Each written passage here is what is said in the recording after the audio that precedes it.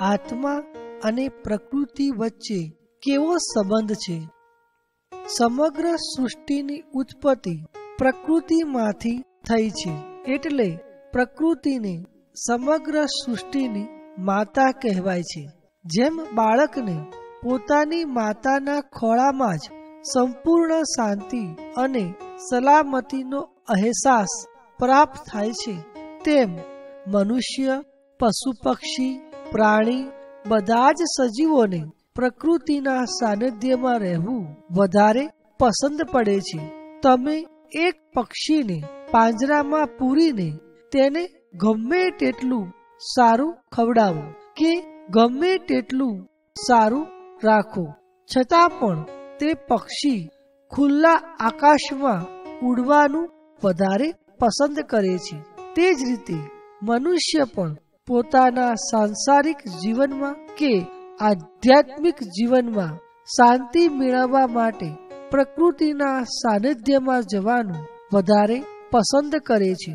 આખા દિવસના કામનો થાક લાગ્યા બાદ સાંજે ખુલ્લા આકાશનું દર્શન કરવાથી આખા દિવસનો થાક ઉતરી જાય છે, કેમ કે માતાના ખોળામાં એવી શક્તિ છે કે જે પોતાના બાળકને શાંતિ આપે છે. તેથી જ પ્રકૃતિના સાનિધ્યમાં દરેક જીવને શાંતિ પ્રાપ્ત થાય છે. આત્મા પોતે કોઈ ગતિ કરતો નથી.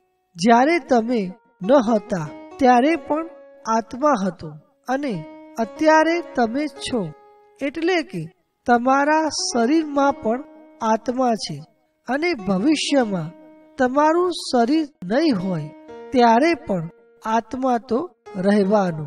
આત્મા તમારા શરીરમાં પ્રવેશ કરીને પ્રકૃતિના બધા અનુભવોને માણ્યા કરે છે. જ્યારે આત્મા પ્રકૃતિના બધા જ અનુભવો લઈ લે છે, ત્યારે તે આત્મા પૂર્ણ બને છે. આ પૂર્ણ થયેલો આત્મા ફરીથી પ્રકૃતિના ચક્રમાં આવતો નથી, એટલે કે આત્મા કોઈ પણ શરીરમાં પ્રવેશ કરતો નથી. આમ પ્રકૃતિ દ્વારા આત્મા માત્ર અનુભવો મેળવ્યા કરે છે.